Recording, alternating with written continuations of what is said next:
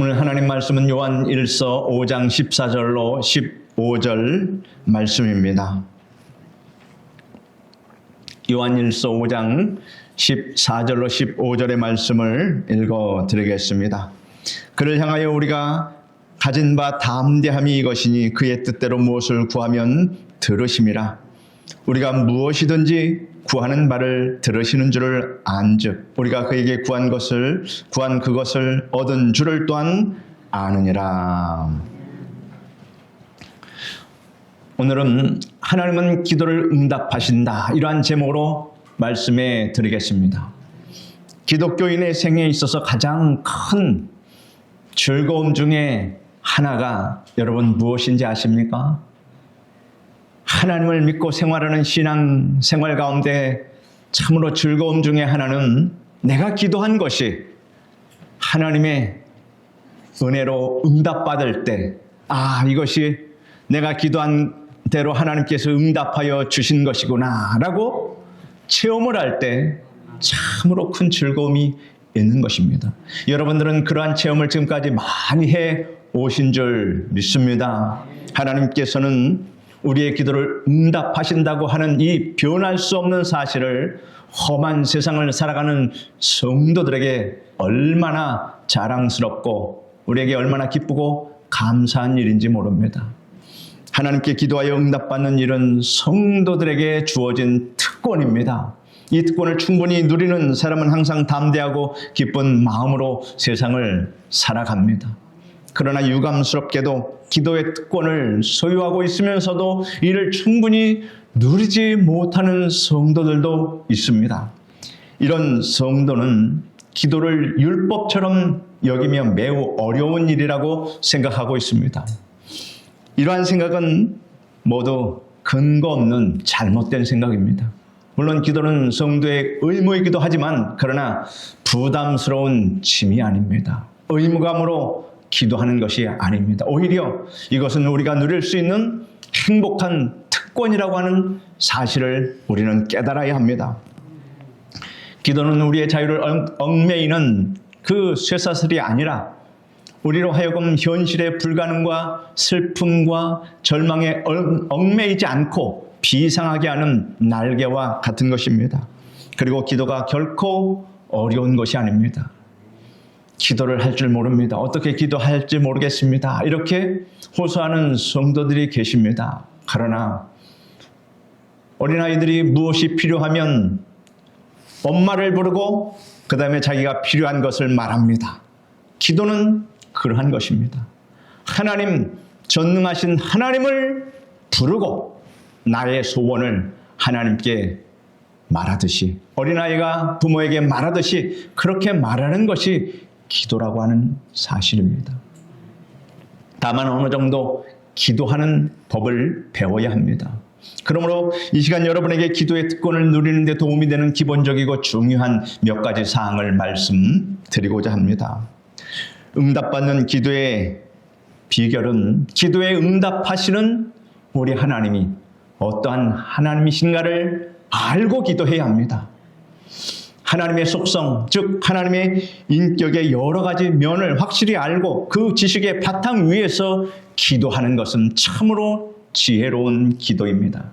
그렇지 않고 막연하게 하나님께 기도하는 것은 허공에다 대고 소리치는 것과 다를 바가 없습니다. 많은 우상을 섬기는 그러한 세상 사람들이 그 우상이 어떠한 특성을 갖고 있는지도 모르면서 그저 비나이다 하는 것과 무엇이 다르겠습니까? 우리는 이렇게 기도하면 안 됩니다. 첫째로, 기도를 드리는 사람이 자신이 거룩하신 하나님께 기도 드린다는 사실을 알아야 합니다. 하나님은 거룩하십니다. 우상 종교나 미신을 숭배하는 사람들은 그들의 행실에 전혀 상관하지 않고 자기들이 만든 우상에게 정성을 다해서 기도합니다.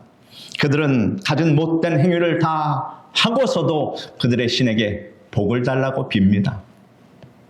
그러나 우리가 기도드리는 대상은 거룩하신 하나님이십니다. 우리는 이 사실을 분명히 알고 있어야 합니다. 거룩하신 하나님의 성품을 무시하고 하나님께 기도하면 그 기도는 상달되지 않습니다.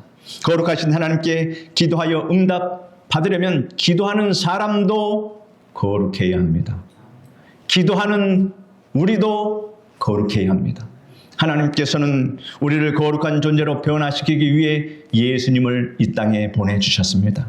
예수님께서는 우리를 대신하여 십자가에 죽으시고 부활하셨습니다. 이러므로 누구든지 예수 그리스도를 구주로 믿으면 죄 사함을 받아 거룩하게 됩니다. 이 때문에 예수 그리스도를 힘입지 않고는 거룩하신 하나님께 나아갈 사람은 아무도 없으며 따라서 기도 응답을 받을 수도 없습니다. 하나님께서는 구약시대의 제사법을 통해서 이 사실을 알려주셨습니다. 대제사장이 하나님께서 임재하신 지성소에 들어갈 때는 반드시 제물을 잡아 그 피를 가지고 지성소와 성소 사이에 있는 휘장을 열고 그 안으로 들어갔습니다. 만일 이렇게 하지 않고 하나님께 나아갔다가는 죽임을 당하게 되어 있습니다. 이 피는 바로 곧 예수 그리스도의 대속의 보혈을 상징하고 있기 때문입니다. 그 보혈을 의지하지 않고 하나님 앞에 나아가면 죽임을 당한다 그런 얘기입니다. 그러므로 오늘날 거룩하신 하나님께 나아가려는 사람은 반드시 예수 그리스도를 의지해야 합니다. 뿐만 아니라 인간은 언행 심사를 통해 하나님께 범죄하는 일이 많이 있습니다. 말로 다 범죄하는 것이 특히 많이 있습니다. 이러한 죄를 그냥 덮어두고 기도하는 사람은 하나님께 응답받을 수 없습니다. 다윗도 내가 내 마음의 죄악을 품으면 주께서 듣지 아니하시리라 이렇게 고백을 하였습니다. 이러므로 여러분은 하나님께서 회개를 동반한 기도에 응답해 주심을 알아야 합니다. 회개를 동반한 기도. 그래서 기도를 해나갈 때에 맨 서두에 자신의 죄를 하나님께 먼저 회개하는 사람은 참으로 지혜롭게 기도하는 것이다 하는 것입니다. 여러분, 첫째는 하나님의 전지전능하시고 무소부재하신 하나님의 그 우월하심을 찬양하며 그 다음에 나의 모든 죄를 하나님께 아뢰며 그 다음에 나의 소원을 아뢰는 순서대로 기도하시길 바랍니다. 요나는 니느웨로 가라는 하나님의 명령을 거역하고 다시스로 가는 배를 탔다가 바다 한가운데서 큰 풍랑을 만나고 제비 뽑기에 걸려 바닷속에 던져졌고 큰 물고기 뱃속에 갇히게 되었습니다. 참으로 얼마나 갑갑하고 힘들었겠습니까? 그러자 그는 비로소 하나님께 회개하며 부르짖어 기도했습니다. 하나님께서 요나의 회개를 동반한 기도를 들으시고 물고기에게 명령하여 요나를 육지에 토해내게 하심으로 그는 사흘 만에 물고기 뱃속에서 나올 수 있었습니다. 요나는 산의 뿌리까지 내려갔다가 하나님께 회개하고 기도함으로 하나님의 기적적인 구원을 얻을 수 있다는 이 사실을 우리에게 보여줬습니다. 이러므로 우리는 거룩하신 하나님 앞에 나아간다는 이 사실을 잊지 말고 언제나 회개를 동반한 기도, 따라 말씀해 보십시오. 회개를 동반한 기도. 이것을 해야 합니다. 다윗은 말하기를 여호와의 산에 오를 자가 누구며 그 거룩한 산에 설 자가 누군고 그 손이 깨끗하며 마음이 청결하며 뜻을 허탄한 데 두지 아니하며 거짓 맹세치 아니하는 자로다 라고 말했습니다. 또 요한 1서 3장 21절로 22절에는 사랑하는 자들아 만일 우리 마음이 우리를 책망할 것이 없으면 하나님 앞에서 담대함을 얻고 무엇이든지 구하는 바를 그에게 받나니 하였습니다.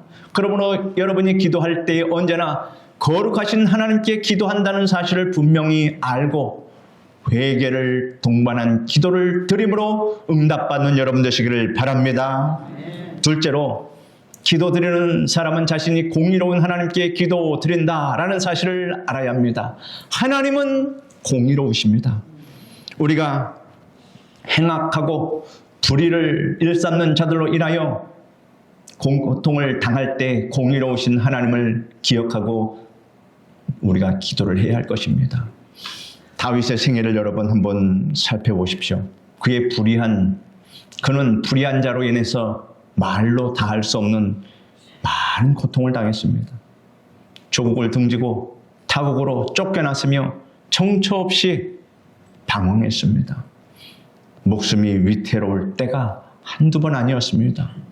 빚쟁이에게 쫓기는 것도 사람이 견딜 수 없어서 생명을 끊는 사람도 많은데 자기 목숨을 노리며 군사들이 쫓아올 때 어찌 편히 한숨이라도 잘 수 있었겠습니까?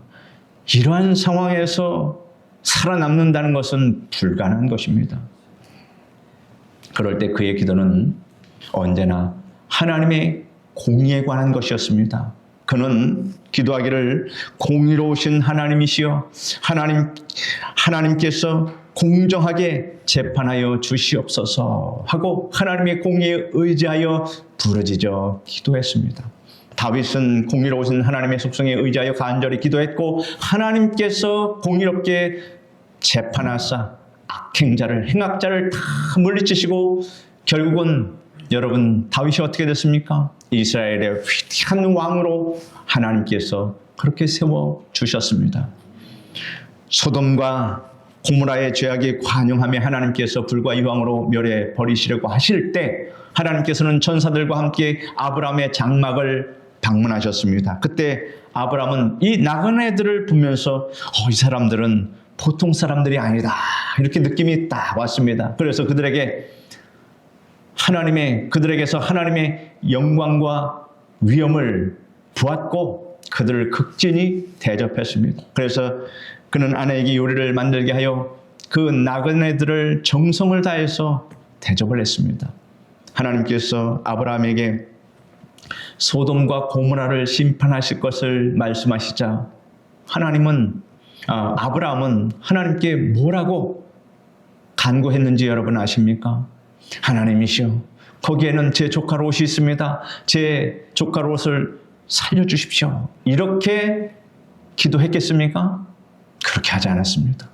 아브라함은 그때 하나님의 공의에 근거한 기도를 했다 그런 얘기입니다.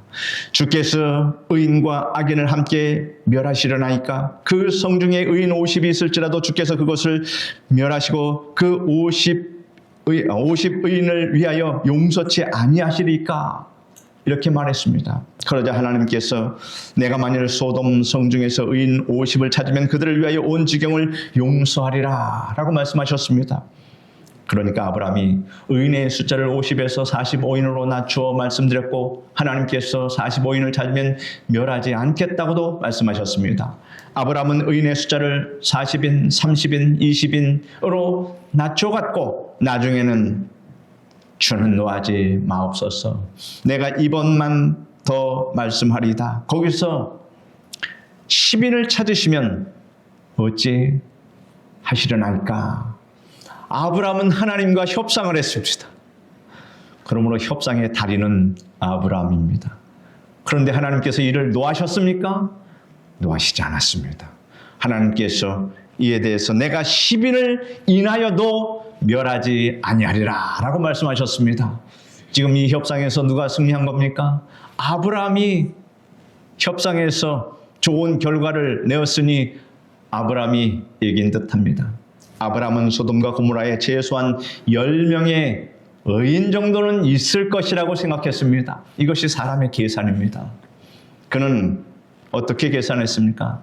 롯과 그의 아내, 또 두 딸과 청혼한 사위, 그리고 그들의 양가 부모를 계산했을 것입니다. 이것만 해도 10명입니다. 가족과 또 사돈까지 하면 10명이 적어도 다른 사람은 몰라도 내가 아는 사람들 가운데 10명은 구원받지 않겠는가? 의인이 아닌가? 이렇게 생각을 했습니다. 그러나 그의 생각은 빗나갔습니다. 우리의 생각은 항상 하나님 앞에서 이렇게 빗나갈 때가 많이 있습니다. 그러므로 무슨 일을 만나든 이것이 하나님의 뜻이다라고 단정하며 나아가고 말하는 것은 나중에 큰 낭패를 만날 수 있습니다. 하나님의 일은 어떻게 합니까? 하나님의 일은 다 되어진 다음에 뒤를 돌아볼 때 그때서 이렇게 하나님께서 역사하셨구나 하는 것을 알게 됩니다. 그러므로 지금 내가 기도했다고 응답받았다고 그것이 다 하나님의 뜻이라고 무작정 나가면 안 됩니다. 항상 하나님의 뜻을 물으면서 조심스럽게 나가는 사람이 지혜로운 사람입니다.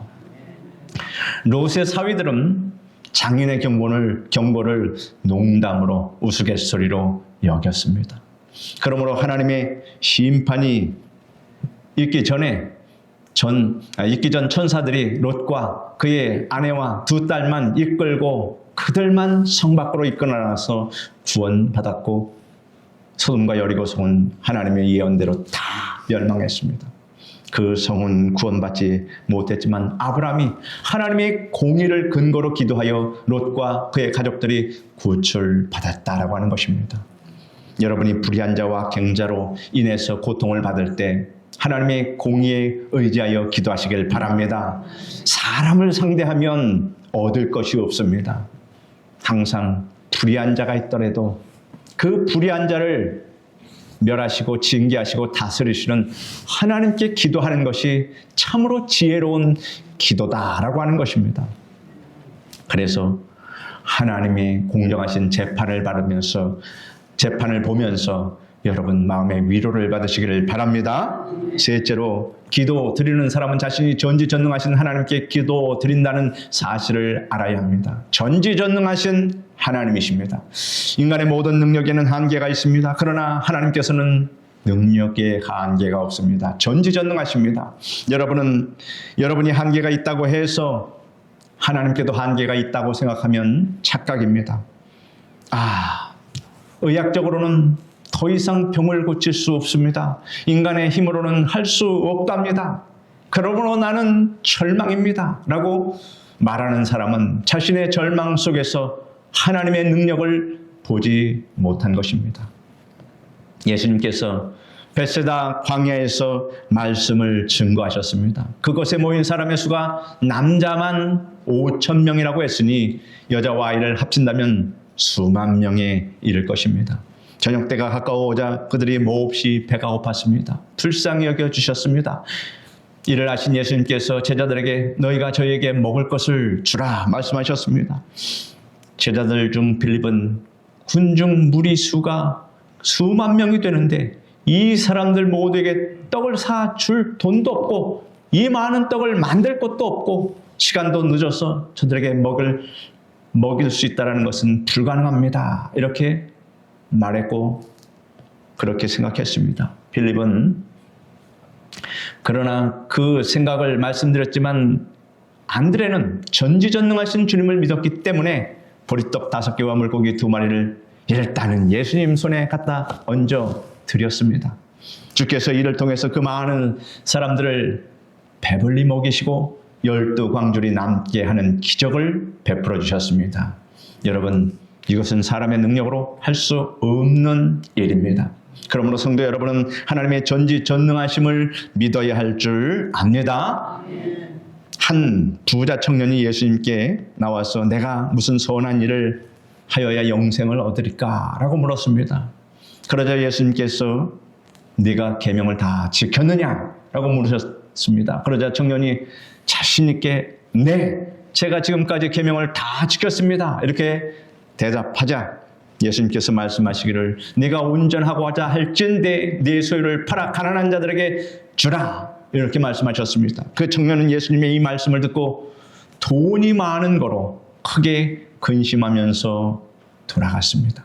그러자 예수님께서 제자들에게 내가 진실로 너희에게 이르노니 부자는 천국에 들어가기가 어려우니라. 다시 너희에게 말하노니 낙타가 바늘기로 들어가는 것이 부자가 하나님의 나라에 들어가는 것보다 쉬우니라. 라고 말씀하셨습니다. 제자들이 이 말을 듣고 심히 놀랐습니다. 그런즉 누가 구원을 얻을 수 있으리까? 라고 물었습니다. 예수께서 저희를 보시며 사람으로서는 할 수 없으나 하나님으로서는 다 할 수 있느니라. 이렇게 대답하셨습니다. 여러분, 이 말씀이 얼마나 우리에게 용기를 주는 말씀입니다. 우리는 할 수 없을지라도 전능하신 하나님은 우리의 소원을 다 들어주십니다. 하나님께서는 전지전능하시다 하는 것입니다. 그러므로 여러분이 태산 같은 문제를 만났을지라도 염려하지 말고 전지전능하신 하나님을 의지하시기를 바랍니다. 그러면 하나님께서 여러분의 문제를 다 해결해 주십니다. 모세가 300만 이스라엘 백성들을 이끌고 광야에 나왔을 때 옷도 양식도 신발도 물도 준비해 놓지 않았습니다. 여러분 한번 상상해 보십시오. 척박한 광야로 나가는데 아무런 준비가 없다면 어떻게 되는 겁니까? 그러나 모세는 전지전능하신 하나님께서 다 채워주실 줄을 믿고 이스라엘 백성들을 광야로 다 데리고 나갔습니다.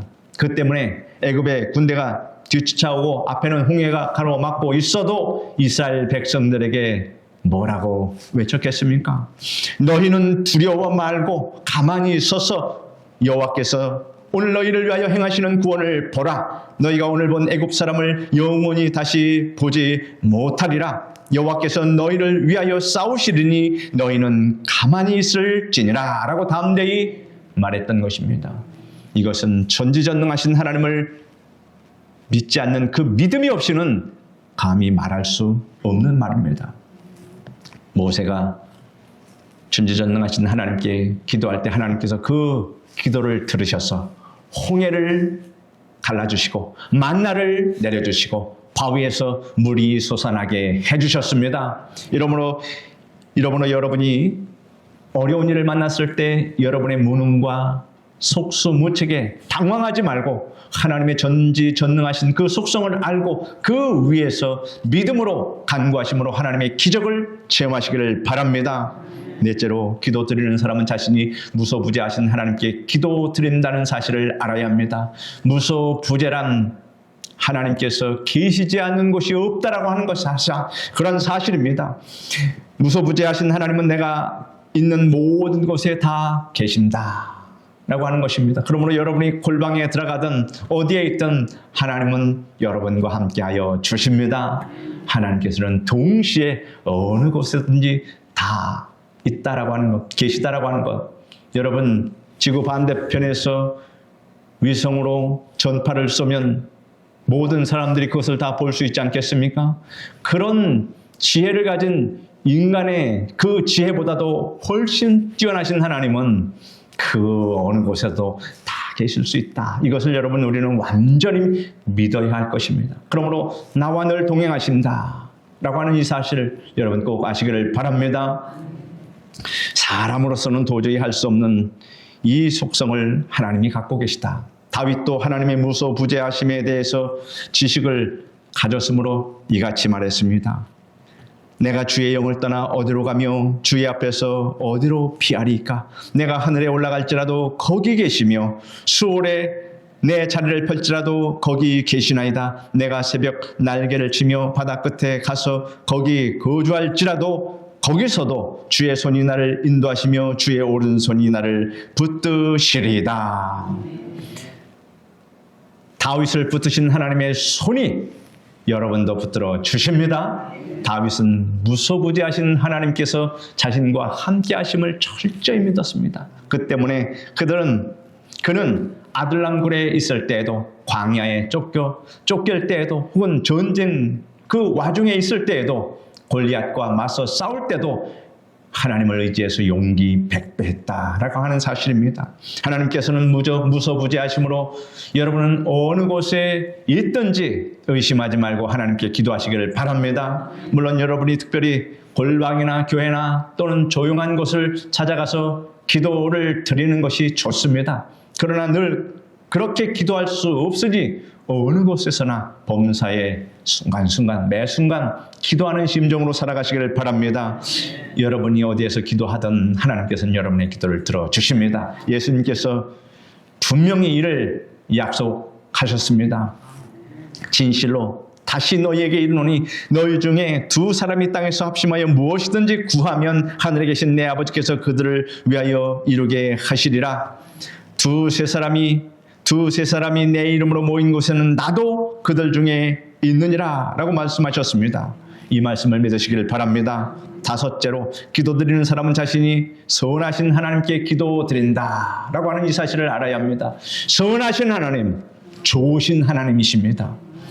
선하신 하나님은 언제나 최선의 것으로 우리에게 응답하여 주십니다.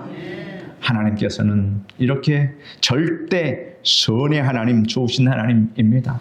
성경은 너희 중에 누가 아들이 떡을 달라 하는데 돌을 주며 생선을 달라 하는데 뱀을 줄 사람이 있겠느냐? 너희가 간자라도 좋은 것으로 자식에게 줄 줄 알거든 하물며 하늘에 계신 너희 아버지께서 구하는 자에게 좋은 것으로 주시지 않겠느냐? 라고 말씀하셨습니다. 하나님께서는 구하는 자에게 구하는 것만 주시지 않고 구하는 것보다 더 많은 것으로, 더 좋은 것으로 주심을 믿으시길 바랍니다. 그 때문에 기도의 응답의 형태는 여러 가지가 될 수 있습니다. 여러분이 구하는 대로 응답해 주시는 것이 여러분에게 해가 될 때는 하나님께서 아니라 라고 말씀하십니다. 하나님께서는 여러분에게 즉각 응답해 주실 때도 있지만 인내를 가르치기 위해서 응답을 지체하는 경우도 있습니다. 모두 다 우리의 유익을 위해서 하신다 하는 것입니다.